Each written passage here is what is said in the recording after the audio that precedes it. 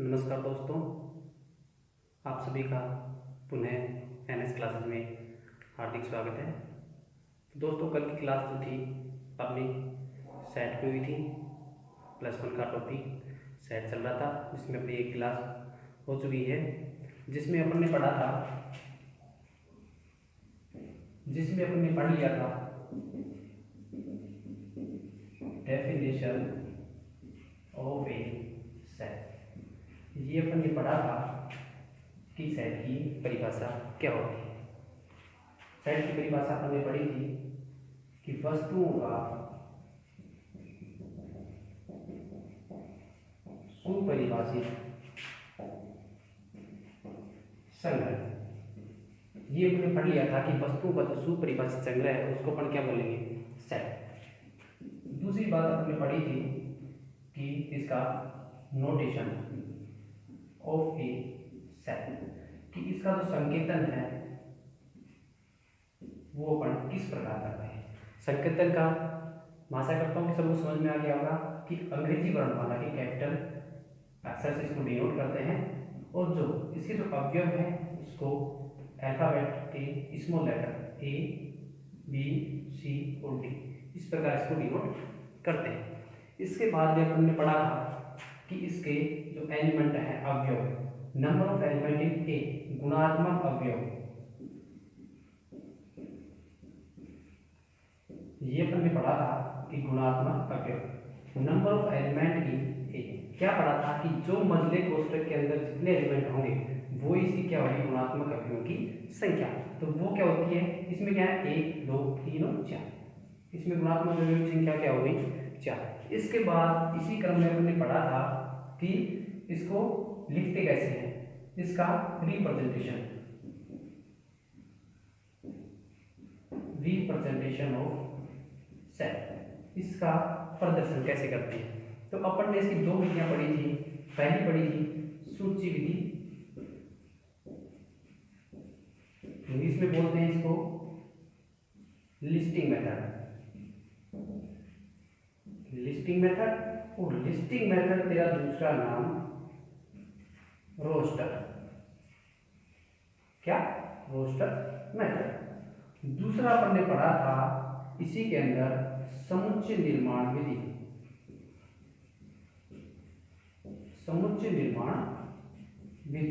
और इसको बोलते हैं इंग्लिश में सेट बिल्डर मेथड, समुच्चय निर्माण विधि। यहां तक अपना कल हो गया था। अब आज अपन इसके उदाहरण देख लेते हैं कि कैसे इसको डिनोट करते हैं। जैसे सूची विधि में अपन ने पढ़े, ये इसके एग्जाम्पल देखें। सूची विधि के एग्जाम्पल देखें तो इसके अंदर जैसे अपन को बोल दिया कि क्लासरूम को समुच्चय रूप में लिखिए।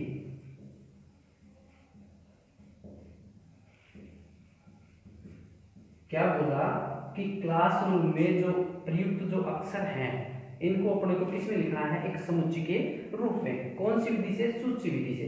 तो क्या करेंगे, तो इसके अंदर जो अक्षर प्रयुक्त हुए हैं उससे जो समुच्चय बनेगा उसको अपन डिनोट कर ले ए से, कर लिया। और इसके अंदर जो जो अक्षर प्रयुक्त हो रहे हैं उनको अपने किस में लिखते हैं, मजले कोष्ठक में। क्या लिखेंगे, सी, फिर कोमा लगाएंगे, फिर क्या लिखेंगे एल, फिर क्या लिखेंगे ए, फिर क्या लिखेंगे एस, क्या लिखेंगे एस। एक बात ध्यान रखना, नोट लगा के लिख देता हूं मैं यहां पे कि सूची विधि में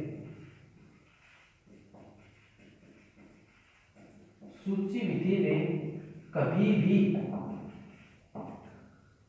अवयवों का या अवयवों की पुनरावृत्ति नहीं होती है।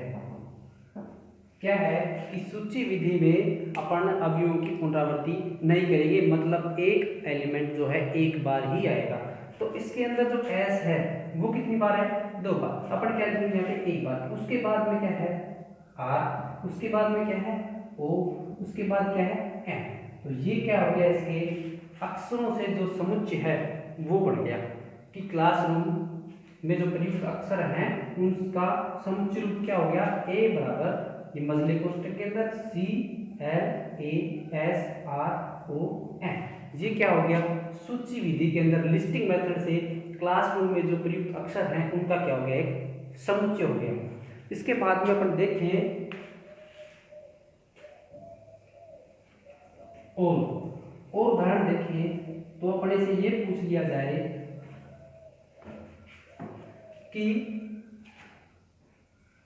42 से विभाजित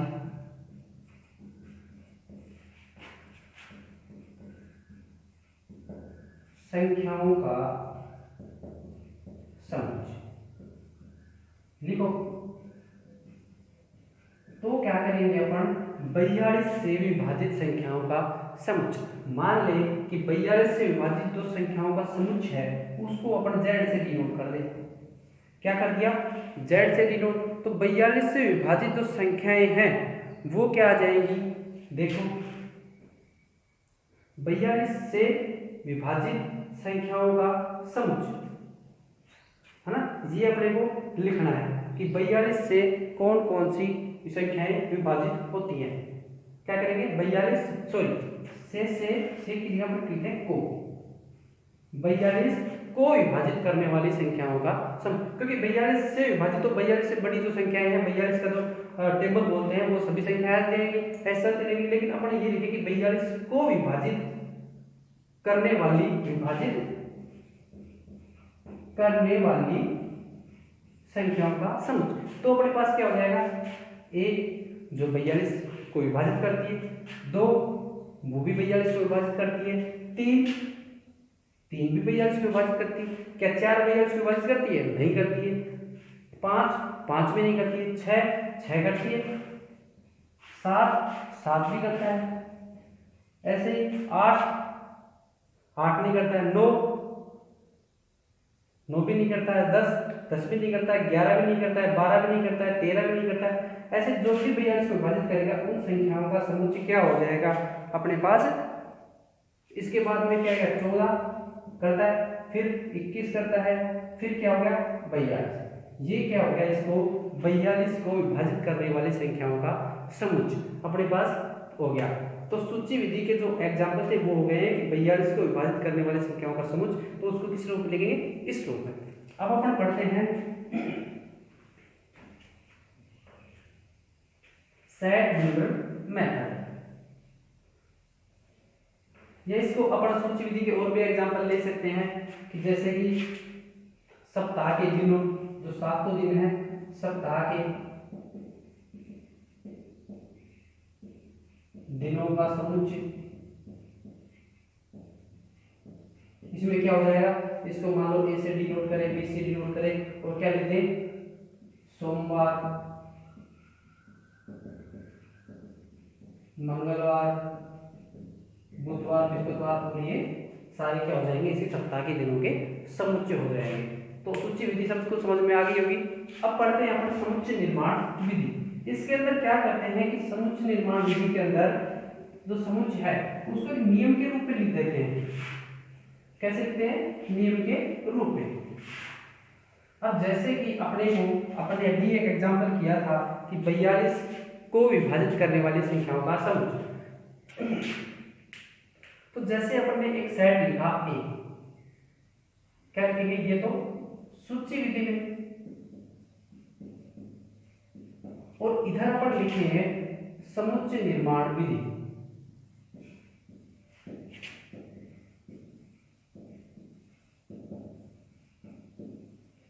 इससे अपने को समझने में क्या रहेगी, आसानी रहेगी। अब इसके अंदर अपन कोई समुच्चय लिए, एग्जांपल ए, और क्या लिया, 1 2 3 6 7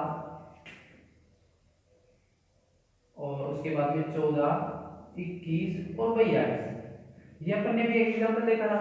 ये क्या लिखा कि 1 2 3 6 7 14 21 और 42। ये अपन ने कोई क्या ले लिया, एक समुच्चय। अब इसको अपन को समुच्चय निर्माण विधि में लिखना है तो इसको लिखेंगे ए और मतलब कोष्टक, उसके बाद में क्या लिखेंगे एक्स और ये लगाएंगे, इसको बोलते हैं एक्स। जहां एक्स क्या है, ये संख्याओं को देखने से हमें पता चल रहा है कि जो ये संख्याएं हैं वो क्या है, 42 को पूर्णतः विभाजित कर रही हैं। तो क्या लिखेंगे यहाँ पे ए जहां बराबर एक्स, जहां एक्स 42 को विभाजित करता है, जहां एक्स क्या है 42 को पूर्णतः विभाजित करता है। ऐसे ही अपन दूसरा एक एग्जाम्पल और लिया अभी अपन ने कि इसको अपन 20 से लिखें और लिखें सोमवार,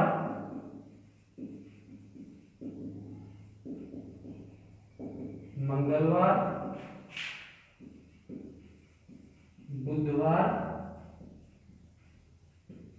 बृहस्पतिवार, उसके बाद शुक्रवार, शनिवार और रविवार। ये अपन ने कोई सेट ले लिया। अब इस सेट को अपने को समुच्चय निर्माण विधि के अंदर देखना है, तो कैसे लिखेंगे बी। अब इसको अपन अगर ध्यान से देखें तो क्या है, इसके जो बी के एलिमेंट हैं वो क्या है, सप्ताह के 7 दिनों के नाम। तो अपन इसको सेट बिल्डर मेथड के अंदर जब लिखेंगे तो क्या लिखेंगे कि बी है जिसके अंदर जो अवयव एक्स है, एक्स जहां की एक्स क्या है, सप्ताह के दिनों के नाम। ये क्या हो गया अपने पास समुच्चय निर्माण विधि के अंदर इसका रिप्रेजेंटेशन हो गया कि बी के अंदर जो एलिमेंट है एक्स और जहां पर एक्स क्या है, एक्स जो है सप्ताह के 7 दिनों के नाम क्या है, सोमवार, मंगलवार, बुधवार, बृहस्पतिवार, शुक्रवार, शनिवार, एतवार। तो ये क्या हो गया इसके अंदर इसकी रिप्रेजेंटेशन हो गया कि सूची विधि में इस प्रकार लिखते हैं और समुच्चय निर्माण विधि में इसका एनालिसिस करते हैं कि ये क्या है। इसको ध्यान से देखते हैं कि इसके अंदर जो है 1 2 3 6 7 14 21 और 42, ये क्या है 42 को पूर्णतः विभाजित कर रही है ये संख्या। तो उसको अपन ने समुच्चय निर्माण विधि के अंदर लिख दिया कि जो ये है एक्स, ये एक्स क्या है 42 को विभाजित करता है। इसी प्रकार इसके अंदर लिख दिया कि जो एलिमेंट एक्स है वो सप्ताह के दिनों के नाम है। इसके बाद में दोस्तों अपन पढ़ेंगे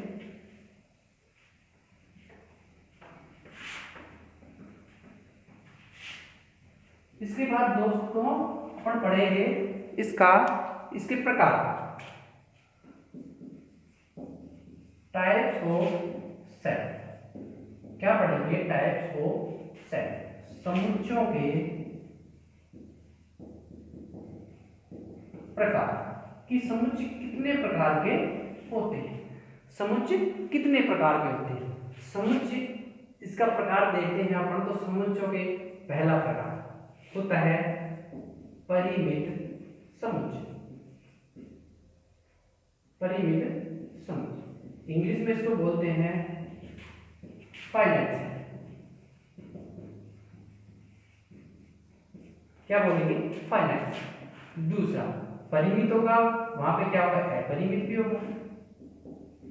ये याद करने के लिए बता रहा हूं, परिमित समुच्चय। इसको बोलते हैं इनफाइनाइट सेट। तीसरा होता है रिक्त समुच्चय। इन सभी को भी बारी बारी से मैं बता रहा हूं। रिक्त समुच्चय मीन्स एम्प्टी सेट। क्या, एम्प्टी सेट।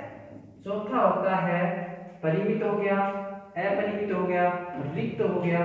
चौथा लिखेंगे अपन एकल समुच्चय, सिंगल टर्म सेट। क्या हो गया, सिंगल टर्म सेट। अपनी जो 11th की बुक है इसके अंदर ये 4 ही दे रखे हैं, लेकिन अपन यहां पे 2 और पढ़ेंगे। 5वां तुल्य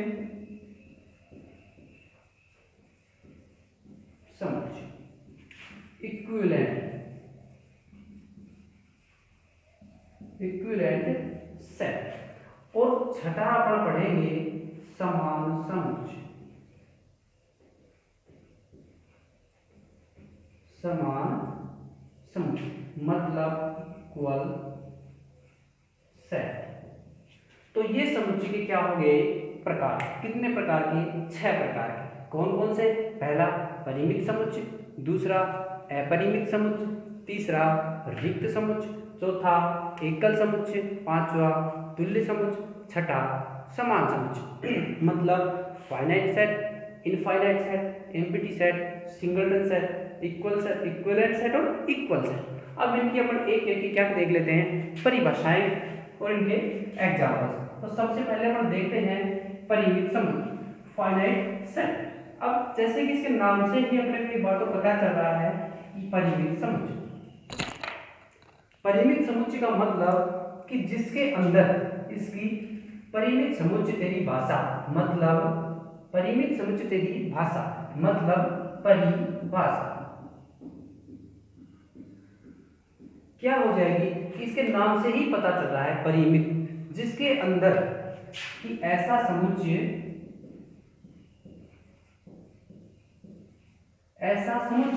जिसके अंदर अवयव की संख्या क्या हो, परिमित, क्या कहलाएगा, परिमित समुच्चय। ऐसा समुच्चय जिसमें अवयवों की संख्या परिमित हो, मतलब परिमित का मतलब गिनने योग्य, जिनको अपन गिन सके। क्या, जैसे 1 2 3 4 5 6 7 8 9 10, जहां तक अपन गिन सके। जिनको काउंट नहीं कर सकते वो क्या कहलाएंगे, इनफाइनाइट। जिसको हम काउंट कर सकते हैं कि ये इतने अवयव है, तो उसको क्या कहेंगे, परिमित समुच्चय, गिनने योग्य, काउंटेबल। तो परिमित समुच्चय परिमित हो, क्या कहलाएगा, परिमित समुच्चय। जैसे अपन को दे दिया कि नेचुरल नंबरों का सेट, 1 से, इसका एग्जांपल 1 से और 10 तक के की प्राकृत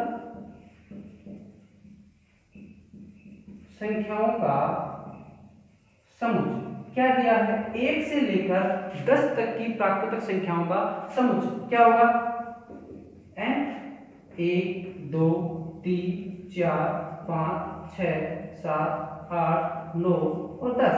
अब इसको अपन को पूछे कि इस सेट के अंदर कितने एलिमेंट हैं, कितने अवयव हैं, तो अपन गिन के बता सकते हैं 1 2 3 4 5 6 7 8 9 10।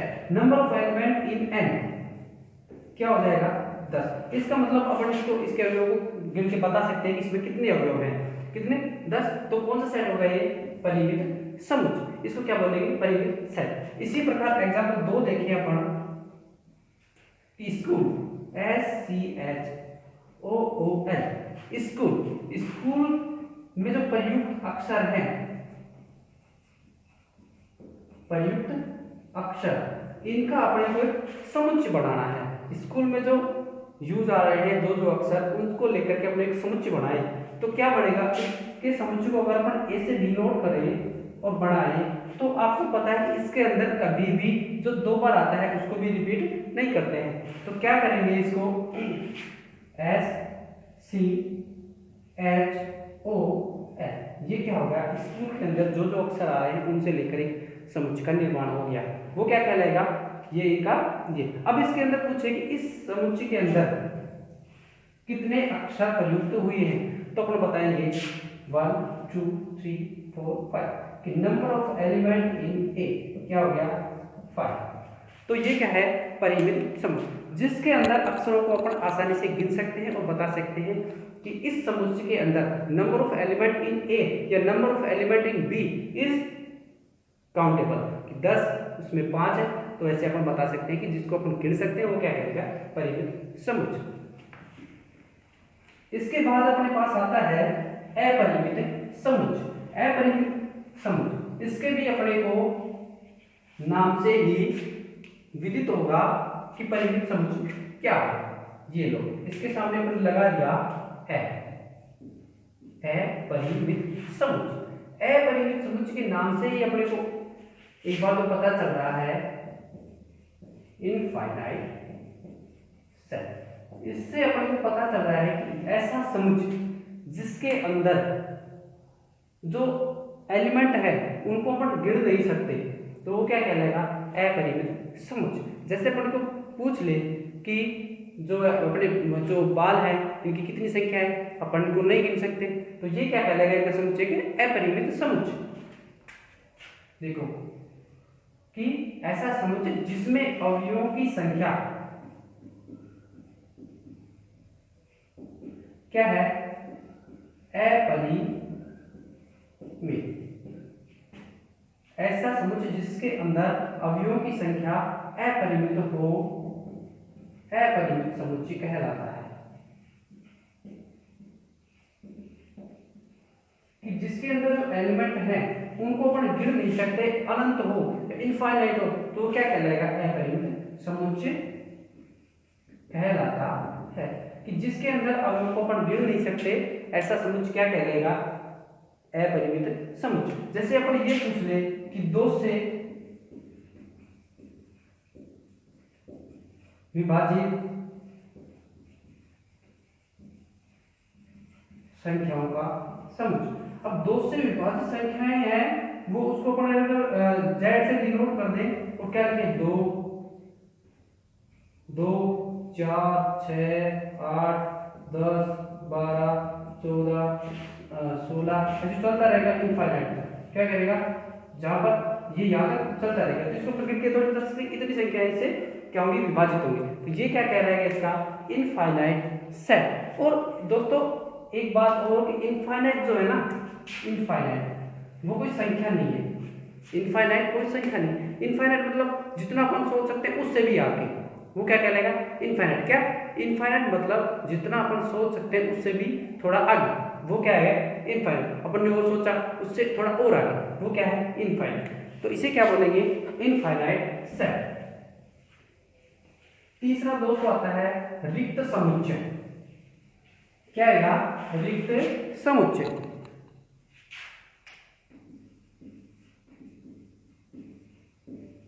रिक्त समुच्चय, इसके भी अपने को नाम से एम्प्टी सेट। देखो इसके नाम से भी अपने को सीधा सीधा पता चल रहा है, दिख रहा है रिक्त। एम्प्टी मतलब ऐसा समुच्चय जिसके अंदर कोई भी अवयव नहीं हो, वो क्या कहलाएगा? Empty set. ऐसा समुच्चय जिसके अंदर कोई भी समुच्चय ना हो। अब देखो जैसे को अपन को ये दिया ए एक्स, एक के अंदर x एलिमेंट है, जहां की x स्क्वायर क्या है?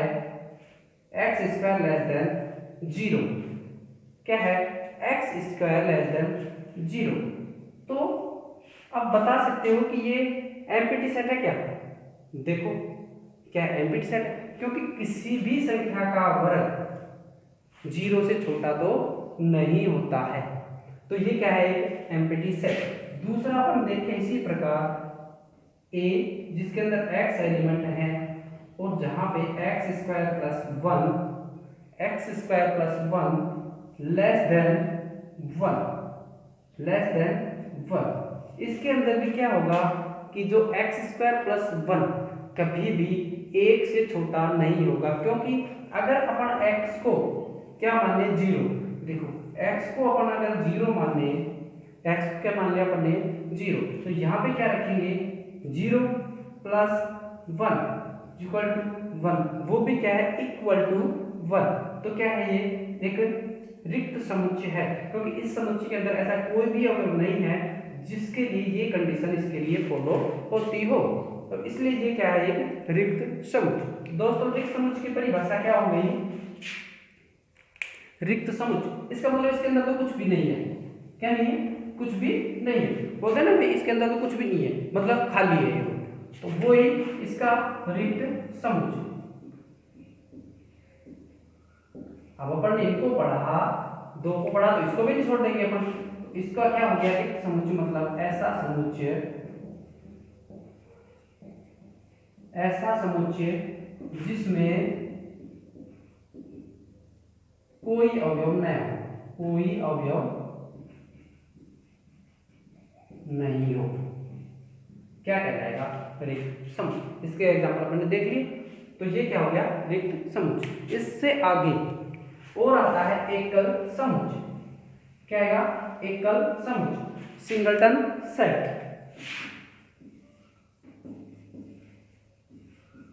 एकल समुच्चय, सिंगलटन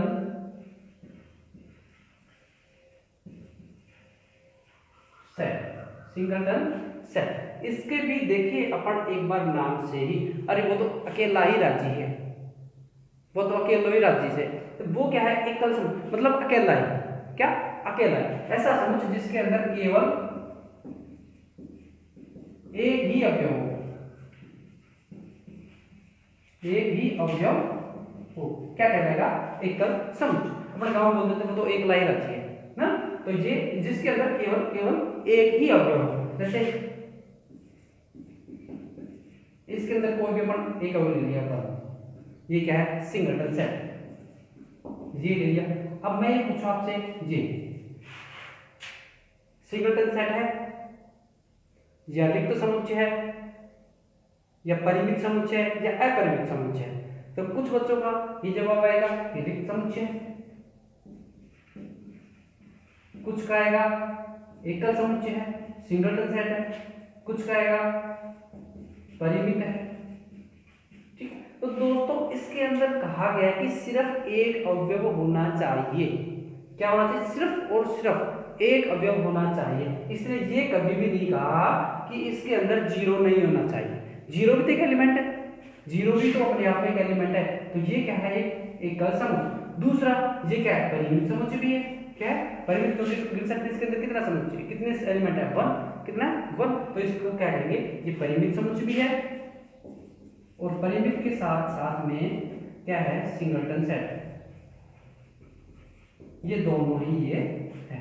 तो एकल समुच्चय की परिभाषा समझ में आ गई कि ऐसा समुच्चय जिसके अंदर केवल और केवल एक ही अवयव हो, चाहे वो जीरो ही क्यों ना हो, केवल और केवल एक अवयव हो, क्या कहलाएगा? एकल समुच्चय।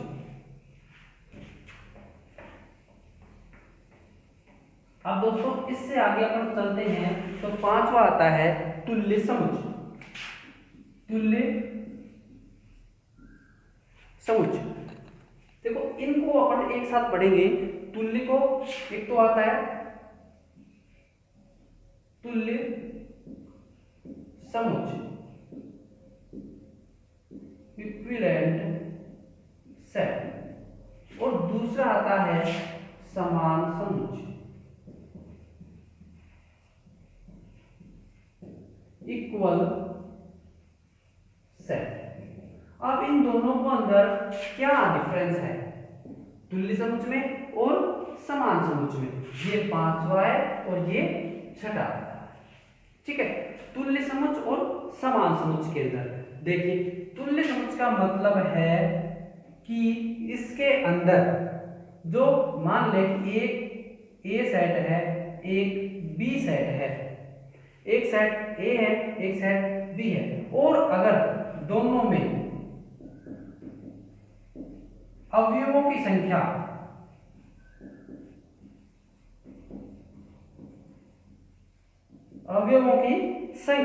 क्या हो?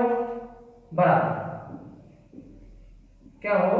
बराबर। तो number of element in A and number of element in B are equal.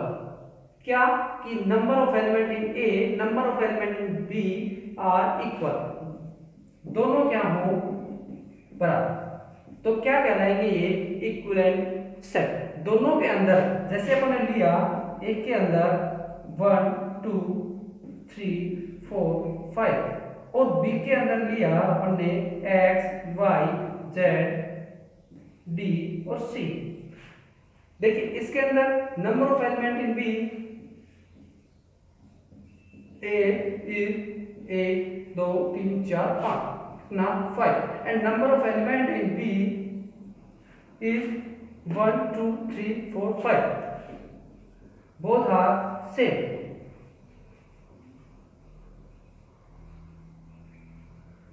Then A and B are called equivalent set. ए और बी क्या कहलाएंगे, तुल्य समूह। Number of element in A B if equivalent set, तेरी भाषा मतलब परिभाषा, if A and B are two sets and number of elements in A and number of elements in B are same, so same लिखेंगे equal, क्या हो, समान, equal, then called equivalent set. Number of elements in A and number of elements in B are equal, then they call equivalent set. क्या कह रहे हैं ये, equivalent set, तुल्य समूह। अब अपनी बात आती है, ये एग्जाम्पल हो गया A 1 2 3 4 5 and B X Y Z D or C, then number of elements in A are 5, number of elements in B 5, then they are equal, then they called equivalent set. इसके बाद आता है अपना समान समुच्चय, क्या आएगा, समान समुच्चय। अब इसके अंदर क्या हो गया, समान समुच्चय। अपने गांव में बोलते हैं कि फला फला तो दोनों सेम है, दोनों क्या है, बराबर है। तो समान समुच्चय का मतलब कि अपन वही दो सेट ले ए एंड बी, दो सेट लिए ए और बी, और दोनों के अंदर जो एलिमेंट हैं वो क्या हो, सेम। इसके अंदर क्या थे, दोनों के जो एलिमेंट थे, नंबर ऑफ एलिमेंट इक्वल, बराबर बराबर थे। अगर ए के अंदर 5 है तो बी के अंदर भी 5, लेकिन समान समुच्चय के अंदर क्या है कि जो एलिमेंट है, वो एलिमेंट ही क्या होंगे, समान, एलिमेंट ही क्या होंगे, समान होंगे। क्या मतलब, इसके अंदर 1 2 3 4 5, तो बी के अंदर भी एलिमेंट क्या होंगे, ये के ये 1 2 3 4 5, दोनों में जो एलिमेंट है वो क्या होंगे, सेम। दोनों में क्या होंगे, इसके अंदर जो एलिमेंट होंगे वो क्या होंगे, सेम। इसके अंदर क्या होंगे, number of element are equal, इसके अंदर एलिमेंट ही क्या होंगे, सेम। मतलब एक के अंदर अगर 5 अवयव 1 2 3 4 5 हैं, तो बी के अंदर भी क्या होंगे, 1 2 3 4 5, then they called equal set. क्या करेंगे, ये बराबर के समुच्चय, समान समुच्चय। समान समुच्चय की परिभाषा हो गई अपने पास। अगर इसको अपन देख के लिखें तो क्या होगी, समान समुच्चय, ऐसे समुच्चय जिनमें अवयव क्या हो, समान, या ऐसे समुच्चय जिनमें समान अवयव हो, क्या कहलाएगा, समान समुच्चय। इसके साथ में अपने जो समुच्चय के प्रकार हैं वो क्या हो गए, कंप्लीट हो गए हैं। अब एक बार जो अपने आज पढ़ा है उसी को एक बार रिपीट कर लेते हैं कि अपन ने आज क्या क्या पढ़ा है। अपन ने पढ़ा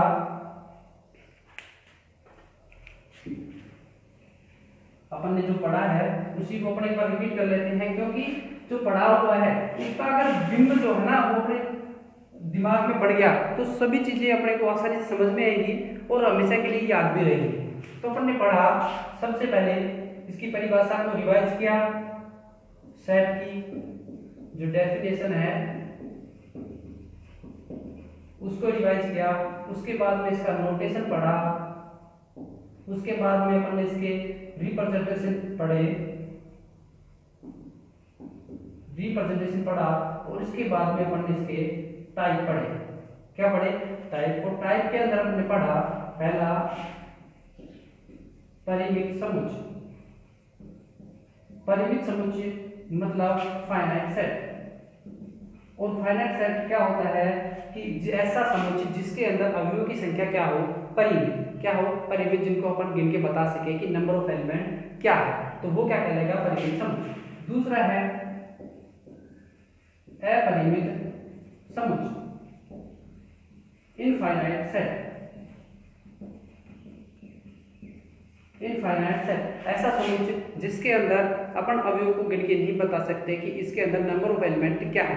what is the element of number of element in set A and B, then they called infinite set. कि अपन बता नहीं सकते कि समुच्चय के अंदर कितने अवयव हैं, तो वो क्या कहलाएगा, अपरिमित समुच्चय। तीसरा अपन ने पढ़ा रिक्त समुच्चय, एम्प्टी सेट। और एम्प्टी सेट के नाम से ही हो गया कि जिसके अंदर कोई भी अवयव नहीं हो। चौथा पढ़ा अपन ने एकल समुच्चय, जिसके अंदर केवल और केवल एक ही अवयव हो, क्या कहलाएगा, एकल समुच्चय। पांचवा पढ़ा अपन ने तुल्य समुच्चय, इक्विवेलेंट सेट। इक्विवेलेंट सेट जिसके अंदर जो एलिमेंट हैं उनकी संख्या दोनों में क्या हो, बराबर। Number of element in A and number of element in B is same सोनी equal. Number of element in A and number of element in B are equal. छठा पढ़ा आपने समान समुच्चय, इक्वल सेट।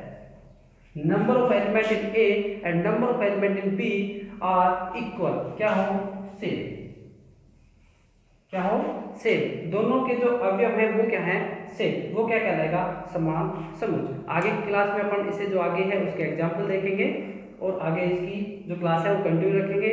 तब तक के लिए इतना ही। जय हिंद, जय भारत।